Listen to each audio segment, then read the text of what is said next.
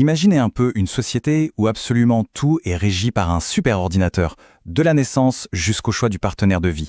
C'est en tout cas la promesse d'un document assez fascinant, datant de 1966, qui prétend décrire dans les moindres détails les coutumes d'une civilisation extraterrestre, les Oumites. On va se plonger ensemble dans ce qui ressemble à un véritable manuel pour une société totalement planifiée. Bon, voilà qui donne le ton, n'est-ce pas? La citation est déroutante. Elle nous plonge direct dans une culture où la honte est une véritable institution et où la nudité, c'est carrément une punition inscrite dans la loi. C'est notre porte d'entrée pour essayer de comprendre la psychologie si particulière de ce peuple.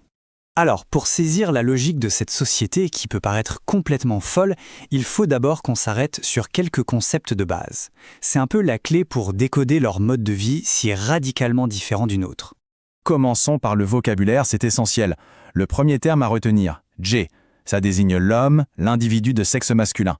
Gardez-le bien en tête parce qu'on va l'utiliser tout le temps. Et en face du GE, on a la yi, logique, c'est le terme pour la femme. Cette dualité, GE et yi, c'est vraiment la pierre angulaire de toute leur structure sociale et intime. Et voici le chef d'orchestre, l'élément central de toute leur société, le Sanmu Ayuba. Il faut s'imaginer un réseau d'ordinateurs omniscient qui gère absolument tout. C'est lui l'arbitre de la compatibilité amoureuse, le grand planificateur de la société, l'architecte du destin de chacun. Rien que ça. Là, le contraste avec nous est saisissant. Notre notion de la pudeur, elle change selon les cultures, elle est assez fluide. Chez eux, c'est ultra rigide, c'est codifié. Par exemple, le thorax d'une femme, d'unicidier, est considéré comme tellement intime qu'elle doit le cacher toute sa vie. Et en même temps, un baiser, qui pour nous est si chargé de sens, pour eux, ça n'en a aucun. Zéro. Passons maintenant à la formation des couples. Alors, il faut tout de suite oublier la romance, le coup de foudre, tout ça. Sur Homo, la formation d'un couple, c'est un processus méthodique, c'est presque scientifique. Tout commence à un âge d'une précision incroyable, 13,68 années terrestres. À ce moment-là, on sépare les jeunes JOI et les jeunes IRI. On les envoie dans des sortes de cités-universités dédiées, et c'est là que leur conditionnement social commence pour de bon. Alors, comment ça marche exactement ? D'abord, le GEAGE choisit secrètement une IEGA, mais son choix doit être validé par le Sanmu Ayuba. L'ordinateur analyse tout, compatibilité psychologique, physiologique. Si la machine donne son feu vert, le GEAGE peut faire sa demande. Mais c'est là que ça devient complètement fou. Si elle accepte, ils entrent dans une période d'attente silencieuse. Aucun contact, aucun mot, rien, jusqu'à ce qu'elle atteigne la puberté. Toute infraction est punie par la honte publique. Et c'est seulement après, des mois, voire des années plus tard, qu'elle donne sa réponse finale, qui scelle leur destin. Une fois cette décision finale prise, on passe à l'OMGI, leur version du mariage. Mais là encore, on est très loin de la célébration festive. C'est un événement qui est avant tout fonctionnel, un rituel.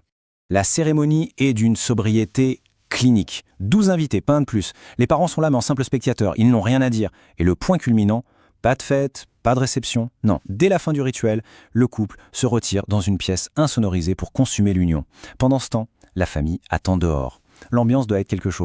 D'ailleurs, petit détail intéressant, tiré du document original. On voit ce symbole qui ressemble fort à notre chiffre 2, inscrit dans la marge, juste à côté de la section qui décrit le mariage. C'est le genre de petit détail qui donne une matérialité un peu dérangeante à tout ce récit. 8,6. Un chiffre. Ça a l'air de rien comme ça. Un chiffre précis, presque anodin. Mais il correspond à un rituel post-mariage pour le moins surprenant. Ce chiffre, c'est la durée d'une sorte de convalescence obligatoire pour la nouvelle épouse. Pendant presque 9 jours, la YE ne doit pas quitter son lit. Le document n'en dit pas beaucoup plus, mais cette règle, encore une fois, nous montre à quel point leur conception du mariage et du rôle de la femme est différente. Bon, maintenant qu'on a vu comment se forme le couple, prenons un peu de hauteur. Voyons comment ce couple s'intègre dans la société d'Homo au sens large. Une société qui, on l'a bien compris, est entièrement basée sur l'ordre et le devoir. Première chose fondamentale, l'argent n'existe pas. Le concept de carrière individuelle ou de richesse personnelle non plus. Chaque habitant est en fait un rouage de la machine collective, un fonctionnaire de l'État. Tout est géré par le Sanmu Ayuba qui distribue des unités de valeur pour obtenir des biens, comme un logement. Au sein du foyer, la hiérarchie est absolue. Le GE est le chef incontesté. Son autorité n'est même pas un sujet de discussion. La IE, elle, est dans une position de soumission totale. Le texte va même jusqu'à évoquer des tendances masochistes plus prononcées chez les femmes d'Homo pour justifier cette dynamique. Et pour les enfants, ce n'est pas vraiment un choix. C'est un devoir envers la collectivité, une obligation légale et religieuse. C'est l'État, via ses analyses, qui décide qui a le droit d'avoir des enfants. Éviter la procréation pour des raisons égoïstes, c'est vu comme une faute grave. Mais à l'inverse, faire des enfants qu'on ne peut pas éduquer correctement mène au rejet social. C'est un contrôle des naissances à double sens, extrêmement strict. Et c'est là qu'on arrive à un paradoxe assez incroyable. Si la femme est totalement soumise à la maison, dans la sphère professionnelle, c'est une toute autre histoire. Là, c'est le mérite intellectuel et uniquement ça qui compte. Une IA peut donc tout à fait être la supérieure hiérarchique d'un JA. Elle peut même être la chef de son propre mari. Et cette citation est très révélatrice. Le document admet sans détour le conflit psychologique que ça crée. Il est écrit que les hommes se sentent véritablement malheureux et humiliés d'être sous les ordres d'une femme. Mais la discipline de leur société les force à l'accepter. On imagine la tension permanente entre leur statut à la maison et leur statut au travail. Au final, que retenir de ce modèle? C'est une société qui a, en apparence, tout pour être parfaite. Elle a éliminé le hasard, la passion, les conflits, pour atteindre une harmonie totale, gérée par la pure logique. Mais cette perfection, obtenue au prix de la liberté individuelle et des émotions, est-ce que c'est encore une société à échelle humaine? La question reste entière.